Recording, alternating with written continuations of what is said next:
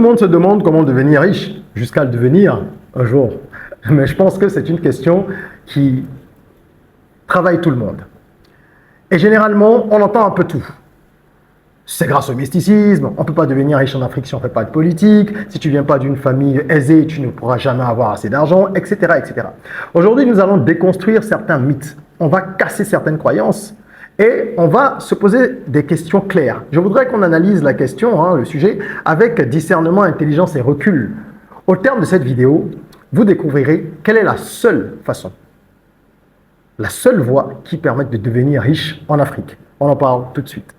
Je suis Régis Sezin, entrepreneur multipotentiel, conférencier, formateur et artiste. Je partage avec vous sur cette chaîne du contenu propulsif pour vous aider à rêver, oser et créer. Hello les rocks, j'espère que vous êtes solides. Moi je suis en parfaite forme et je suis plein de gratitude envers l'univers. Si vous êtes sur cette chaîne pour la première fois, je vous souhaite la bienvenue. Welcome on board. Ici on parle de développement personnel, de mindset. On parle également d'éducation financière, d'entrepreneuriat et de business. Nous allons aujourd'hui casser un certain nombre d'idées reçues. La richesse, la richesse, la richesse. Qui n'a pas envie d'avoir plus d'argent? Tout le monde a envie d'avoir plus d'argent. Seulement, il y a peu de gens qui font ce qu'il faut. Et une des raisons pour lesquelles les gens ne se bougent pas pour avancer, parce que moi, je pense que la richesse, ce n'est pas une destination, c'est un processus.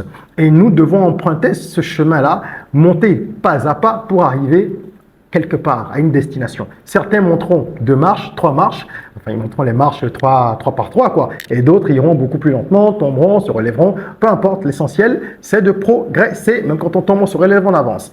Mais si les gens ne se bougent pas, c'est fondamentalement parce que nous avons tendance à penser que les choses sont soit prédéfinies, ou soit qu'il est indispensable ou impossible de faire sans des contournements.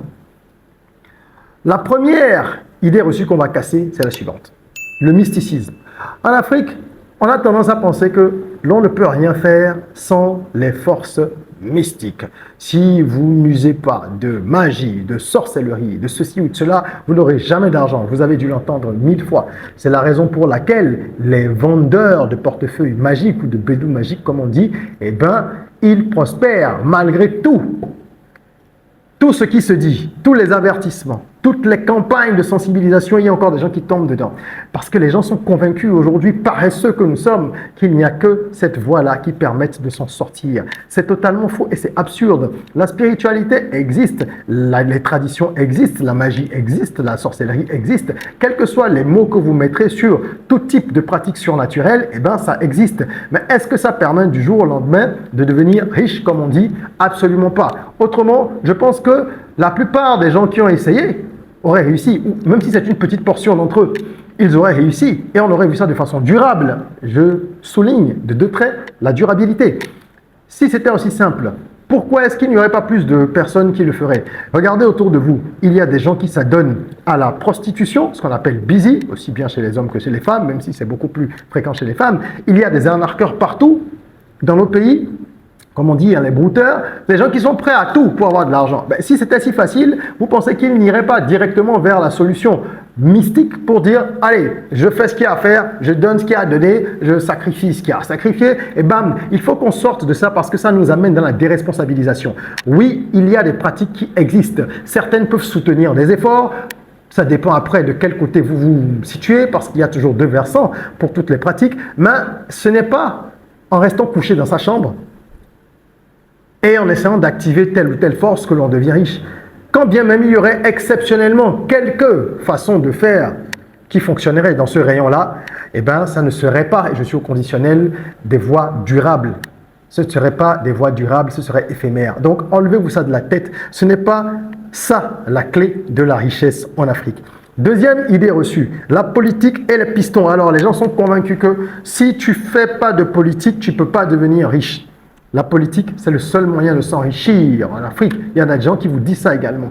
Parce qu'on a vu autour de nous, et ça continue, et hélas, beaucoup de personnes entrer en politique sans grand-chose, et subitement, à devenir nantis. On a vu des gens aussi avec des moyens, on va dire, somme toute raisonnables, des gens de la classe moyenne, emprunter la voie de la politique et se retrouver quelques mois, quelques années plus tard, parfois quelques mois même seulement, à la tête d'une grosse fortune.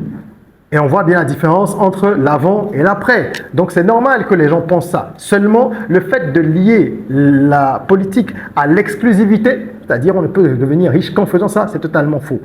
La preuve en est qu'on a vu également de nombreux politiciens qui, une fois qu'ils n'étaient plus aux affaires, se sont retrouvés sans grand-chose. On a vu des gens dont la fortune a été menacée parce qu'ils n'étaient plus d'un régime, ou simplement parce qu'ils n'avaient pas pu investir intelligemment ce qu'ils avaient gagné frauduleusement. On a vu plusieurs cas. Évidemment, vous me direz, certains politiciens restent riches toute leur vie. Bien sûr, il y a des exceptions partout. Mais de façon générale, ce n'est pas le seul moyen. Parce qu'au-delà de la politique, nous connaissons aussi de nombreuses personnes qui s'enrichissent tous les jours sans être dans est-ce que je vais dire domaine d'activité? Bon, c'est devenu une profession, oui, dans ce domaine d'activité, on va dire ça comme ça. Donc, les pistons, en se disant, si je n'ai pas de marché public, je ne peux rien avoir. Si je ne fais pas de politique, je n'aurai pas de marché public, donc je n'aurai pas de milliards. Je pense que ça, ce sont des pensées limitantes. C'est une manière de se dire que l'argent n'existe pas ailleurs, alors que l'argent est partout. Et quand vous pensez comme ça, vous envoyez des signaux à l'univers qui dit, ok, si tu penses comme ça, c'est vrai, tant que tu ne seras pas en politique, tu n'auras pas d'opportunité. Arrêtons de nous fermer nous-mêmes les portes des opportunités et du succès et ouvrons le champ des possibles. Il y a des solutions ailleurs, il y a d'autres voies. La politique, c'est peut-être pour certains un Eldorado. N'oubliez pas que c'est également un nid à crabes. N'oubliez pas que c'est également extrêmement dangereux. N'oubliez pas qu'il faut également avoir la capacité de déposer sa dignité généralement par terre, parce que vous êtes amené à faire un certain nombre de choses. Et en termes d'éthique, si vous êtes quelqu'un qui a un certain nombre de valeurs, ce n'est pas évident que vous vous en sortiez en politique. Bon, vous allez devoir piétiner tout ça. Donc, est-ce que ça vaut la peine? Si vous avez des ambitions, pourquoi pas? Mais ne considérez pas que ce soit la seule option, c'est totalement faux. Troisième idée reçue, qu'on brise complètement aujourd'hui, c'est celle qui consiste à dire que seuls les héritiers, seuls ceux qui viennent d'une famille aisée ou riche, peuvent réussir dans la vie. Qu'est-ce que c'est faux? Voilà encore une manifestation de l'excusite, qui est cette affection aiguë qui consiste à trouver des excuses pour tout. Je ne suis pas assez beau, je ne suis pas assez jeune, je ne suis pas assez vieux, je n'ai pas de chance, je ne fais pas partie de tel réseau, je ne suis pas dans tel parti politique. Ça, c'est l'excusite, ça. Il y a des gens, ce sont des docteurs en excusite. Sortez de là. On a des exemples à l'appel de gens qui viennent de familles pauvres et plus majoritairement de familles de la classe moyenne et qui deviennent de véritables icônes dans tous les domaines, dans le sport, dans la musique, dans l'entrepreneuriat. Quand je vous parle d'Eto, que je parle de Youssou N'Dour, et je pourrais citer plein d'entrepreneurs également, jeunes et moins jeunes, qui viennent de familles modestes et parfois de familles pauvres et qui ont réussi de façon hallucinante pour se hisser aujourd'hui parmi les plus grandes fortunes de la planète. Donc oui, ceux qui naissent dans des familles où il y a déjà certains moyens ont ont un avantage dès le départ, un avantage au début de la course. Mais la réalité, c'est que ce n'est pas ceux qui en font le meilleur usage, souvent. Certains arrivent à préserver ce qu'on leur a légué, beaucoup dilapident parce qu'ils n'ont pas été formés justement à conserver l'argent. Et c'est du côté des familles moyennes et des familles de la classe moyenne et des familles pauvres qu'on retrouve les plus gros succès. Pourquoi? Parce que les gens sont dans l'inconfort et que l'inconfort, ça vous booste. On dit que les temps difficiles façonnent des hommes forts. Les hommes forts vont fabriquer des temps faciles. Les temps faciles vont fabriquer des hommes faibles. Et les hommes faibles vont fabriquer des temps difficiles. C'est un cycle de l'histoire. Donc les gens qui naissent dans le coton, c'est plus difficile pour eux de préserver les choses parce qu'ils n'ont pas été généralement confrontés à l'adversité, en tout cas d'un point de vue financier et matériel. Donc, ce n'est pas le meilleur moyen d'atteindre la richesse. Si vous venez d'une famille aisée, essayez déjà de préserver ce que vous avez, ce sera un bon début. Idée reçue numéro 4, les jeux de hasard et la loterie. 1x, je ne finirai pas. 1x, vous connaissez le site? Bon, et ça, j'en parle parce que c'est le site le plus utilisé par les jeunes aujourd'hui. Mais il y a plein d'autres jeux, et même les jeux à gratter. Que vous jouiez une fois en passant, d'accord, mais lorsque ça devient une obsession et que vous en arrivez à penser que c'est le seul moyen de s'enrichir, alors là, vous êtes malade. Les addictions sont des maladies. Et beaucoup de gens jouent par addiction. Ça devient une addiction. Ils espèrent un jour décrocher le gros lot parce qu'ils se disent que c'est le seul moyen de s'enrichir ou que c'est tellement difficile que si on n'a pas une grosse injection du jour au lendemain, on ne peut pas y arriver. Grosse injection de cash, je veux dire. Une grosse injection de cash, c'est bien, mais il faut y être préparé. Vous avez vu gagnant du loto, en Amérique, en Europe, les gens qui gagnent des centaines de millions d'euros ou de dollars et qui se suicident quelques années après ou se retrouvent complètement paumés, faites une recherche Google. La plupart d'entre eux sont en faillite quelques années après et certains se suicident. Il n'y en a que très peu qui arrivent à se maintenir parce qu'ils n'ont pas la clé. Ils n'ont pas ce qu'il faut. Et c'est justement cette seule clé-là qui permet de s'enrichir, même en Afrique, et on y vient. On va aborder rapidement la 5e idée reçue et je vous donne cette clé. La 5e idée reçue, justement, c'est celle qui consiste à dire que seules les voies détournées, autres que le mysticisme, seules les voies détournées permettent d'atteindre son objectif. Et j'entends par voie détournée la prostitution, les escroqueries, notamment en ligne, la cybercriminalité, les trafics et tout le reste. Oui, on peut gagner de l'argent en quantité importante très vite si on choisit ces chemins. Mais est-ce que c'est l'idéal? À vous d'en décider. Votre système de valeurs doit vous guider. Tout dépend de l'éducation que chacun a reçue. Si le fait d'escroquer d'autres personnes, ça ne vous dérange pas, c'est à vous de voir.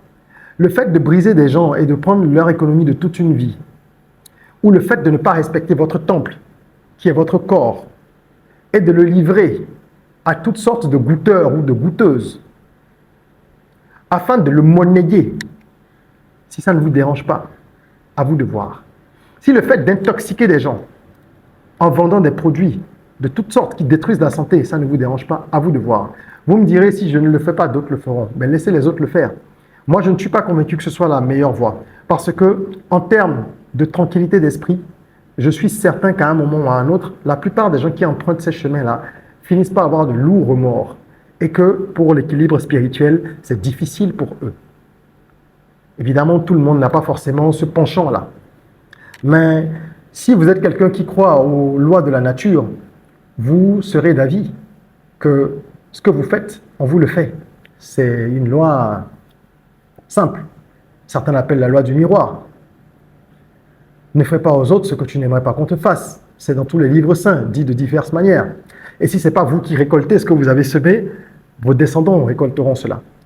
Nous ferons tous des péchés tous les jours parce que nous sommes humains, mais essayons d'éviter de décider volontairement de nuire aux autres. Parce que la richesse, c'est un état d'abondance, ce n'est pas que matériel. C'est déjà spirituel, c'est mental. Quelqu'un qui est riche, il n'a pas que de l'argent. Il a aussi des valeurs. Voilà pourquoi cette 5e idée reçue, moi je la casse et je la brise. Et je vous donnerai donc maintenant la clé. Quelle est la seule façon de s'enrichir en Afrique? La seule et unique façon? Eh bien, c'est la même partout dans le monde. Elle consiste à se former à l'éducation financière.